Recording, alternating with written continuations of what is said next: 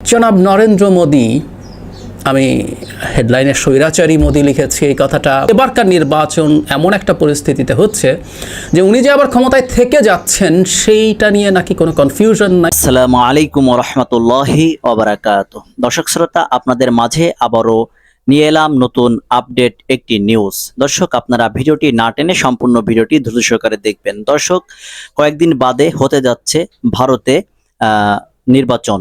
এই নির্বাচনে নরেন্দ্র মোদি সে কি আবারও ক্ষমতায় আসতে যাচ্ছে? তিনি কি আমাদের বাংলাদেশের মতো নির্বাচন করবেন? এমনই আসলে কথা প্রতিটা মানুষের মনে জেগে আছে। যদি তিনি আবারও নির্বাচনে আসেন, তাহলে আমাদের বাংলাদেশের নরেন্দ্র মোদি তিনি যদি আবার নির্বাচিত হন, তাহলে আমাদের বাংলাদেশের অবস্থা হবে কি এবং ভারতের মুসলমানদের অবস্থা কি হবে, এই বিষয় নিয়ে ডক্টর জাহিদ সাহেব তিনি আলোচনা করেছেন। তার আলোচনাটুকু আমরা ধৈর্য সহকারে দেখব।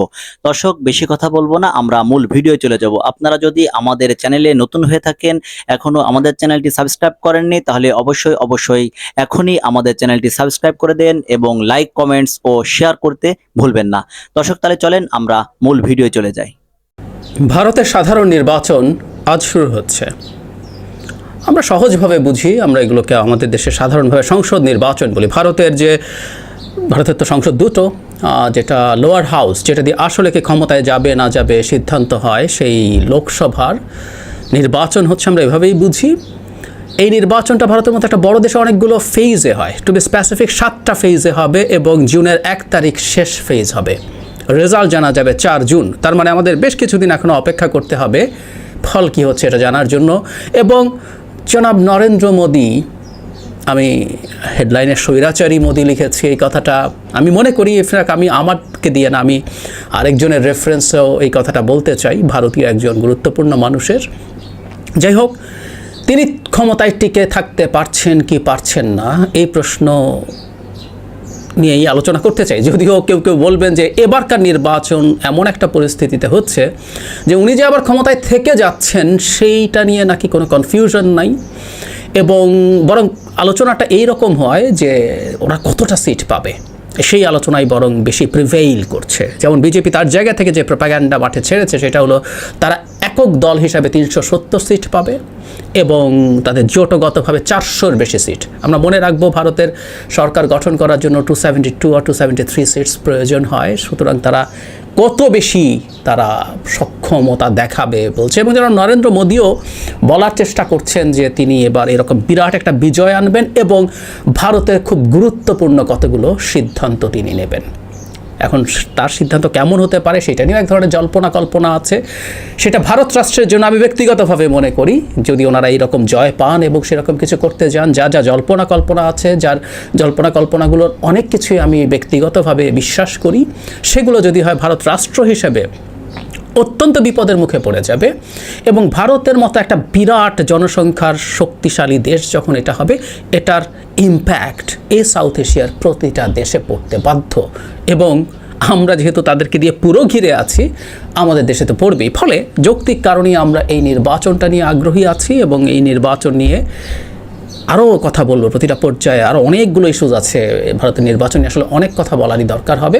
প্রাথমিকভাবে প্রেডিকশনটা কি, এই প্রেডিকশন নিয়ে কি আমরা ভাবতে পারি, আমাদের আসলে কি দেখতে যাচ্ছে সেটা নিয়ে দু একটা কথা একটু বলা, অন্তত নির্বাচন শুরুর দিনটাতে বলে রাখা দরকার বলে মনে করছি। দুজন ব্যক্তি কি বলছেন, আমি আসলে দুজন ব্যক্তির বক্তব্য নিয়ে একটু আলোচনা করে তারপর আমি আমার টেকটা বলার চেষ্টা করব।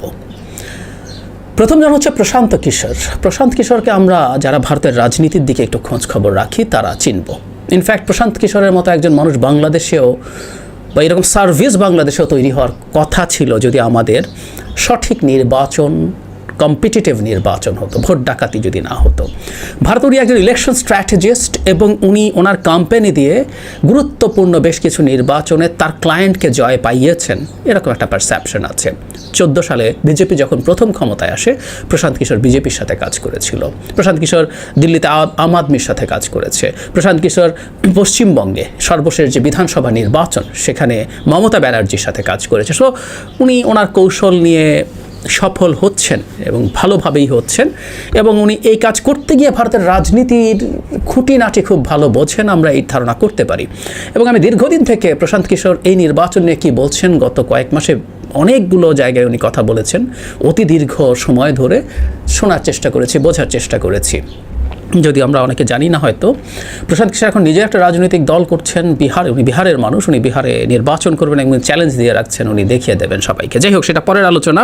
ইলেকশন স্ট্র্যাটেজিস্ট পলিটিশিয়ান হিসাবে কেমন করে ইজ এ ডিফারেন্ট ডিবেট, কিন্তু ওনার অন্তত আন্ডারস্ট্যান্ডিংটাকে আমরা গুরুত্ব মনে হয় আমাদের দেওয়া উচিত হবে। সো আমরা যদি সেই গুরুত্ব দিয়ে থাকি, প্রশান্ত কিশোর অলমোস্ট উনি পুরোপুরি সার্টেন বলা যায় যে বিজেপি জিতছে, জনাব নরেন্দ্র মোদী আবারও ভারতের প্রাইম মিনিস্টার হচ্ছেন। ইন্টারভিউয়াররা যারা তার ইন্টারভিউ নিয়েছে অনেক প্রশ্ন করেছে, বিজেপিকে এত সফল হয়ে গেল, বিজেপির তো নানান ব্যর্থতা আছে, ব্যর্থতাগুলো উল্লেখ করছেন। ব্যর্থতাগুলো কী কী ধরনের আমি আসবো, আমি অন্যজন যাকে রেফার করব তার রেফারেন্সেই ওই কথাগুলো বলবো। প্রশান্ত কিশোর যেটা বলতে চাইছেন, আসলে ভারতে বিজেপিও না, ভারতে আসলে জনগণ মোদীকে ভোট দেয় এবং মোদী এমন একটা ইমেজ তৈরি করতে পেরেছেন, তিনি সর্বভারতীয় ক্ষেত্রে, মানে ভারতের কেন্দ্রের ক্ষেত্রে তার কোনো বিকল্প নেই, জনগণ বিজেপি না মোদীকেই ভোট দেয়। প্রশান্ত কিশোর অবশ্য এটাও যোগ করছেন যে ভারতের ভোটাররা আবার অনেক ক্ষেত্রে খুবই সেন্সিবল আচরণ করে, এই মোদী ম্যাজিকই আবার অনেক রাজ্যে কাজ করেন। এই যে একটু আগে পশ্চিমবঙ্গের কথা বললাম, ওই বিধানসভায় বিজেপি অকল্পনীয় রকম প্রায়োরিটি দিয়েছিল। করোনার মধ্যে জনাব মোদী 19 বার পশ্চিমবঙ্গে গেছেন।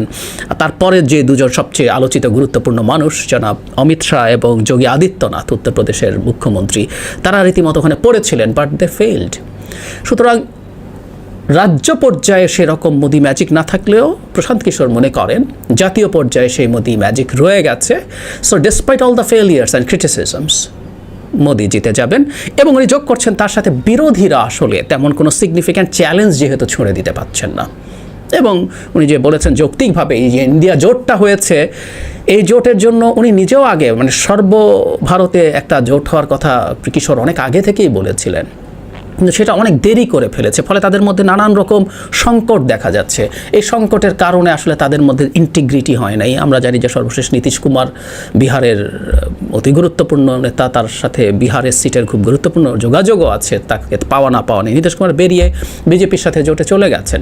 তো সব কিছু মিলে জনাব প্রশান্ত কিশোরের ভবিষ্যৎবাণী হচ্ছে বিজেপি জিতে যাচ্ছে বেশ কমফোর্টেবলি, এবং যেসব জায়গায় তারা খুব একটা ভালো করতো না, দক্ষিণের রাজ্যগুলোতে, তামিলনাড়ুতে, কেরালা, কর্ণাটক এবং এদিকে পশ্চিমবঙ্গে, এসব জায়গায়ও অনেক ভালো করবে। ইভেন প্রশান্ত কিশোর বলছেন পশ্চিমবঙ্গে তারা ইভেন তৃণমূল কংগ্রেসকে হারিয়ে, গতবার তারা বেশ ভালো ফাইট দিয়েছিল, যদিও তৃণমূল কংগ্রেসের চাইতে লোকসভায় কম সিট পেয়েছে, কিন্তু এবার তারা তাকে ছাড়িয়েও যেতে পারে। এই ধরনের ভবিষ্যৎবাণীও প্রশান্ত কিশোর করছেন। ফলে বিজেপির জয় নিয়ে তার মধ্যে অন্তত কোনো কনফিউশন নাই। 370 পাবে বা 400 পাবে কি না সেটা নিয়ে উনি খুব বেশি কমেন্ট করতে যান নাই। এর বিপরীতে ভারতের মিডিয়ায় এক অবিশ্বাস্য রকম ভিন্ন মত আমরা ইদানিং দেখতে পাচ্ছি। এই নির্বাচন নিয়ে যখন মিডিয়াগুলো সমানে বিজেপিকে মানে একেবারে প্রশ্নাতীতভাবে জিতিয়ে দিচ্ছে, যদিও ভারতের মিডিয়া নিয়ে এখন এই প্রশ্ন উঠে গেছে যে কর্পোরেট হাউসগুলো মিডিয়াগুলোকে কিনে নিচ্ছে, চাপ দিচ্ছে নানাভাবে। আমরা এনডিটিভি আদানিদের কিনে নেওয়া দেখলাম। সো এগুলোকে এখন গদি মিডিয়া বলা হচ্ছে, যারা পুরোপুরি সরকারের পকেটে চলে গেছে, প্রচার যন্ত্র থেকে শুরু করে সব কিছু। সুতরাং এই মিডিয়াকে যে বয়ান তৈরি হচ্ছে এটাকে অনেকে গ্রহণ করেন না, কিন্তু আমরা মিডিয়াতে এটা দেখছি। সেই মেইন স্ট্রিম মিডিয়াতেই একজন মানুষ পারাকালা প্রভাকর, এই ভদ্রলোকের পরিচয় আছে। উনি একজন ইকোনমিস্ট, একজন পলিটিক্যাল কমেন্টেটর। ওনার বাবাও পলিটিশিয়ান ছিলেন, মা এমএলএ ছিলেন। বেশি আলোচিত এই মুহূর্তে উনি ভারতের বর্তমান সরকার, মোদী সরকারের যিনি অর্থমন্ত্রী আছেন, নির্মলা সীতারামন, তার স্বামী। নির্মলার একটা জিনিস একটু অফ দ্য রেকর্ড বলে রাখি যে উনি এই নির্বাচনে অংশগ্রহণ করছেন না, কারণ ওনার কাছে ফিনান্সিয়াল অবস্থা ওনার ভালো না, ওনার যথেষ্ট টাকা নেই, সেই কারণে উনি নির্বাচন করবেন না। যাই হোক, এই পারাকালা প্রভাকর এখন অনেকের সাথে কথা বলছেন। আমি কয়েকটা ইন্টারভিউ দেখলাম, বিশেষ করে আপনারাও চাইলে দেখতে পারেন, এটা খুবই চমৎকার ইন্টারভিউ হয়েছে। দ্য ওয়ারের কারণ থাপারের সাথে তার একটা ইন্টারভিউ আছে, ওখানে অনেক কথাবার্তা বলেছেন সরাসরি। এই ভদ্রলোক একজন ওয়েল ট্রেন্ড ইকোনমিস্ট, এবং ওনার পিএইচডি হচ্ছে এলএসসিতে, লন্ডন স্কুল অফ ইকোনমিক্স। আমরা যারা খোঁজ খবর রাখি কিছুটা তারা জানি যে পৃথিবীতে অর্থনীতিরও যে দর্শন আছে তার যে মোটা দাগে দুটো দর্শন ডমিনেট করে। একটা হচ্ছে যেটা লিড করে শিকাগো স্কুল অফ ইকোনমিক্সের, ইউনিভার্সিটি অফ শিকাগোর, একেবারে নিও লিবারাল ইকোনমি। আরেকটা হচ্ছে LSC, London school of economics. তো উনি সেখান থেকে পিএইচডি করা, কিন্তু ওনার রাজনৈতিক অতীত আছে। উনি বিজেপির সাথেও জড়িত ছিলেন। এমন না যে উনি অতি বিরোধী মানুষ, উনি বিজেপির সাথে জড়িত ছিলেন, বিজেপির স্পোক্স পারসন ছিলেন সম্ভবত অন্ধ্রপ্রদেশের। পরে একটা দলও তৈরি করেন, পরে বেরিয়ে আসেন। উনি পলিটিক্যাল শো করেছেন দীর্ঘদিন টিভিতে। সো ওনার একটা দীর্ঘ পলিটিক্যাল কমেন্ট। সো উনি নিজকেও পলিটিক্যাল ইকোনমিস্ট হিসাবে পরিচয় দিতে বেশি পছন্দ করেন। সো এই প্রভাকর কথা বলছেন, অনেকের সাথেই আমি কয়েকটা দেখে যেটা দেখলাম, উনি এক অদ্ভুত দাবি করছেন। উনি বলছেন 273 লাগে তো মেজরিটির জন্য, দূরেই থাকুক, 370-এর তো প্রশ্নই আসে না। BJP will be reduce to 220 to 225, not more than that. 220-25টা সিটের বেশি বিজেপি পাবে না, উনি দাবি করছেন। এবং ওনার দাবি হচ্ছে কোয়ালিশন নিয়েও বিজেপি শেষ পর্যন্ত সরকার গঠন করতে পারবে না, মোদি আরেকবার প্রাইম মিনিস্টার হচ্ছেন না, উনি বলছেন। কেন? ওনার দাবি হচ্ছে যদি ও এত কম সিট পেয়ে যায়, শরিকরা মিলেও যদি দেখা যায় যে 273 ক্রস করছে, তারপরও শরিকরা তার পাশে থাকবে না, তারা অন্য দিকে চলে যাওয়ার চেষ্টা করবে। এই দুর্বল বিজেপির সাথে তারা না থেকে এটা করবে। এবং ওনার ভবিষ্যৎবাণী হচ্ছে যে বিজেপি আর ক্ষমতায় আসছে না, মোদি আর ক্ষমতায় আসছে না। প্রথম কথাটা হচ্ছে এই সমালোচনা তার বিরুদ্ধে আছে যে ওনাকে মাঠে নামানো হয়েছে এই সরকারকে সমালোচনা করার জন্য, কারণ সাক্ষাৎ অর্থমন্ত্রীর স্বামী উনি। নির্মলা সীতারামন শুধু অর্থমন্ত্রী না, এটাকে প্রতিরক্ষা মন্ত্রী হয়েছিল। অত্যন্ত গুরুত্বপূর্ণ জায়গায় উনি কাজ করেছেন বিজেপি সরকারে। তার স্বামী যখন বিজেপি সরকারকে সমালোচনা করে, সেটা গুরুত্বপূর্ণ ট্র্যাকশন পাবে, অনেক ভালো ট্র্যাকশন পাবে, এটাই হওয়ার কথা।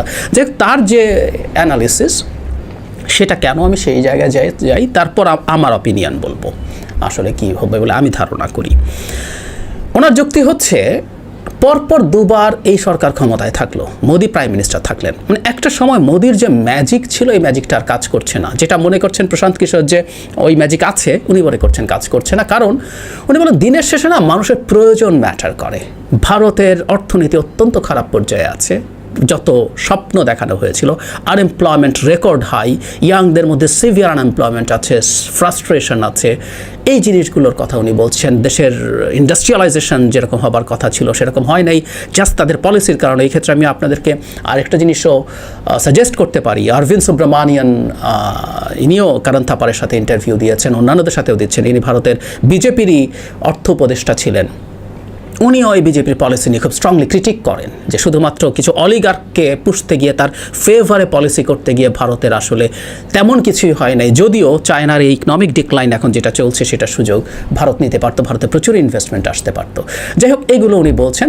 এবং প্রভাকর খুব গুরুত্বপূর্ণ কতগুলো এক্সাম্পল দিচ্ছেন যে 14 সালে যে একসময় করাপশন নিয়ে তখন প্রচুর কথাবার্তা হচ্ছে, এই করাপশন বিরোধী অবস্থান নিচ্ছিল তারা, সেটা নিয়ে মোদির উপরে রিলাই করেছিল। কিন্তু পরবর্তীতে সেই ইলুশনগুলো ভেঙে গেছে। এই সরকারেরও বিভিন্ন পর্যায়ে সিরিয়াস করাপশনের অভিযোগ এসছে। এবং উনি বলছেন যে 19 সালে যে ইলেকশন হলো তার আগে ওই যে পুলওয়ামা হলো, বালাকোট হলো, এই ঘটনাগুলো এক ধরনের জাতীয়তাবাদী চেতনা উস্কে দিয়ে কোনো রকমে ধরে রাখা গেছে। এবং দ্বিতীয়বার উনি যখন ক্ষমতায় থাকলেন, তারপর দেখা গেল যে আদতে দিনের শেষে মানুষের কল্যাণ কিছু হয় নাই। এবং উনি মনে করেন যে মেইনস্ট্রিম মিডিয়ায় এই আলোচনাগুলো খুব বেশি না হলেও তরুণদের মধ্যে তাদের বেকারত্ব, দেশের সার্বিক অবস্থা ভালো না থাকা, এগুলো নিয়ে যথেষ্ট আলাপ হচ্ছে। সেই কারণে উনি মনে করেন যে কোনোভাবেই, মানে মানুষকে উনি কালেকটিভ উইজডমকে কোনোভাবেই আন্ডার এস্টিমেট করেন না। এবং উনি মনে করেন এবার তারা আসলে সময় মতো তাদের সব কিছু দেখিয়ে দেবে। জনাব প্রভাকর আরেকটা জিনিসকে সবচেয়ে গুরুত্ব দিয়েছেন, সেটা হলো ইলেকশনের আগে আমরা জানি, আমরা যারা খোঁজখবর রাখি তারা জানি ভারতের একটা ইলেকশন বন্ড নিয়ে একটা খুব ম্যাসিভ ঘটনা ঘটে গেছে। এই ব্যাপারটা একটু বলে রাখা দরকার, অনেক লম্বা আলোচনা হতে পারতো, কিন্তু সংক্ষেপে বলে রাখি যারা এটা খবর রাখেননি, এটা বুঝতে হবে একটু। 2017 সালে ইনফ্যাক্ট বাজেটে, মানে 19-এর ইলেকশনকে সামনে রেখে বিজেপি একটা নিয়ম করলো যে নির্বাচনে যেহেতু প্রচুর কালো টাকা ছড়াছড়ি হয়, আমরা টাকাকে একটু সাদা করার চেষ্টা করি। ব্যাপারটা এইরকম যে স্টেট ব্যাঙ্ক অফ ইন্ডিয়া তারা কতগুলো বন্ড ছাড়বে, মানে আপনি 1000 rupee, 10,000 rupee, 1 lakh rupee, 10 lakh rupee, 1 কোটি রুপি, এরকম কতগুলো বন্ড আপনি কিনে নিতে পারবেন বৈধভাবে। ওই বন্ড আপনি যে কোনো দলকে দিয়ে দিতে পারেন, সেই দল এটা তার মতো করে 15 দিনের মধ্যে ভাঙিয়ে ফেলতে হবে, ওই টাকা সে পাবে। তার মানে সরকার বলছে যে একটা ট্রেস থাকলো, কিন্তু এর মধ্যে একটা ইন্টারেস্টিং ব্যাপার ছিল, সেটা হচ্ছে কে বন্ড কিনেছে সেই নাম গোপন রাখা হবে, সেই নাম কোনোভাবেই প্রকাশিত হবে না, কে কাকে দিয়েছে সেটাও জানা যাবে না। এভাবে দেখা গেছে এখন পর্যন্ত 16,000 কোটি রুপি ইলেকট্রাল বন্ড কেনা হয়েছে, ডিস্ট্রিবিউটেড হয়েছে। এখন আবার এটা জানা গেছে কত, সেটা আসছে, সেটা কিভাবে জানা গেল, এটা নিয়ে সুপ্রিম কোর্টে রিট করা হয়েছিল এবং শেষ পর্যন্ত সুপ্রিম কোর্টের এক্সিস্টিং যিনি প্রধান বিচারপতি আছেন জনাব DY চন্দ্রচূড়, তার নেতৃত্বে একটা বেঞ্চ 5 সদস্যের, তারা সর্বসম্মতভাবে বলেছে এই নাম গোপন রাখা আমাদের কনস্টিটিউশন, মানে তাদের কনস্টিটিউশনের বিরোধী, সুতরাং নাম প্রকাশ করতে হবে, কে কত পেয়েছে বলতে হবে। তাতে জানা গেল বিজেপি 66%, মানে 60 ওপরে আর কি, মানে প্রায় টু থার্ড তারা বিজেপি পেয়েছে, আর কংগ্রেস পেয়েছে অনলি 10%। এবং কারা কারা দিয়েছে আমরা ওই আলোচনায় ঢুকবো না। একটা তৃতীয় শ্রেণীর লটারি কোম্পানি শত শত কোটি ডলারের বন্ড দিয়েছে। তার মানে মোদ্দা কথাটা হচ্ছে সব বন্ড কিনে দিয়ে আপনি আসলে শাসক দলকে তোয়াজ করতে শুরু করলেন এবং ওই কোম্পানিগুলো নানা রকম সুবিধা বাগিয়ে নিয়েছে, এগুলো এসছে। আপনি ওটা নিয়ে আলাদা করে অনেক লম্বা কথা আছে কেন এটা করেছে। তো এটা একটা বড় স্ক্যাম, কেলেঙ্কারি, এটা প্রকাশিত হয়েছে। প্রভাকর বলছেন যে এই স্ক্যাম নিয়ে মেইন স্ট্রিমে খুব বেশি দিন আলোচনা না হলেও এটা শিক্ষিত জনগোষ্ঠী, ইয়াংরা এটা নিয়ে কথাবার্তা বলছে এবং এটারও একটা সিগনিফিক্যান্ট ইম্প্যাক্ট থাকবে, বিশেষ করে যে বিজেপি কারাপশনের বিরুদ্ধে কথা বলছিল।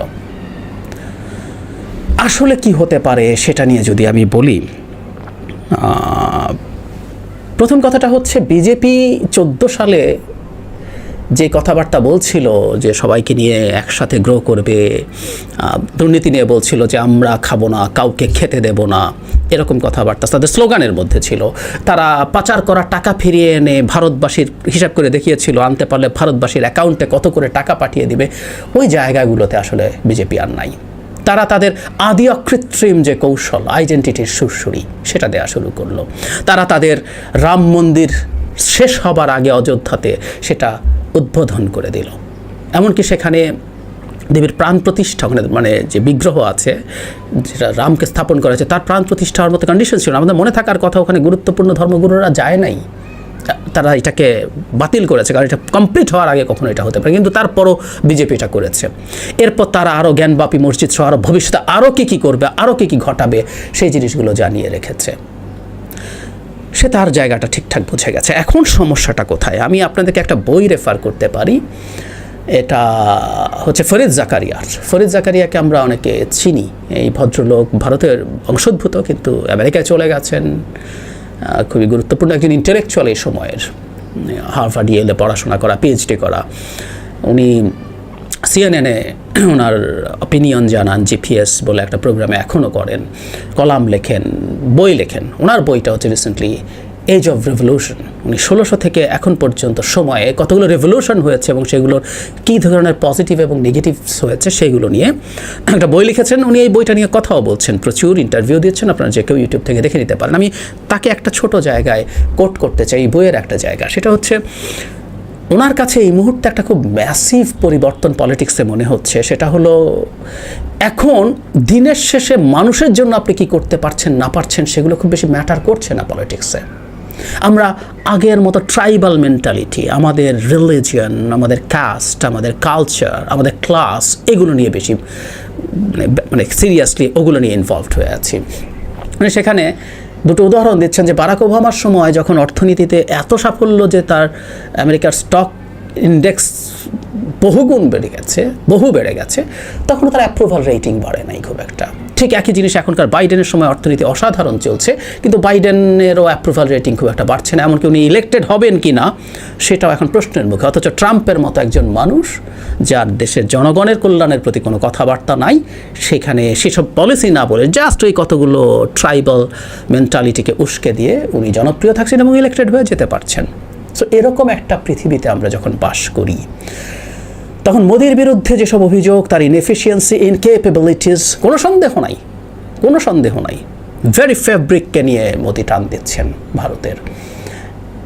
কিন্তু তারপরও এই ঘটনাগুলো যেহেতু ভারতে উনি দীর্ঘ সময় ধরে উস্কে দিতে পেরেছেন, আমি প্রভাকর যা বলছেন সেটা খুব বেশি রিলাই করি না। আমি মনে করি মোদি জিতে যাবেন, তবে তার মার্জিন 370 বা 400 জোটগতভাবে হবে তা না। প্রভাকর খুব রাইটলি বলেছেন যে খুব ব্রিলিয়ান্টলি, কানিংলি এই আলাপটা মাঠে বিজেপি ছেড়ে দিয়েছে। এই কারণে ছেড়ে দিয়েছে যে এখন ভারতে ওরা জিতবে কি জিতবে না আলাপ নাই, আলাপ হয়ে গেছে তারা 370 আর 400 পাচ্ছে কি পাচ্ছে না। সো ব্রিলিয়ান্ট মানে কৌশল।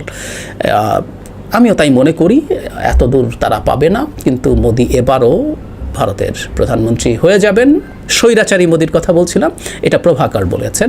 ওনাকে কারণ থাপার ক্যাটাগরিক্যালি জিজ্ঞেস করছেন আপনি কি তাকে ডিকটেটর মনে করছেন, উনি স্পষ্টভাবে জানিয়েছেন হ্যাঁ আমিও আসলে তাকে তাই মনে করি। ভারত এই মোদি সরকারের সময় বিভিন্ন ইন্ডিকেটার্স, লিবারাল ডেমোক্রেসির যা যা ইন্ডিকেটারগুলো আমরা দেখি, মত প্রকাশ, মানবাধিকার, সব ক্ষেত্রে বাংলাদেশের পর্যায়ে চলে এসছে।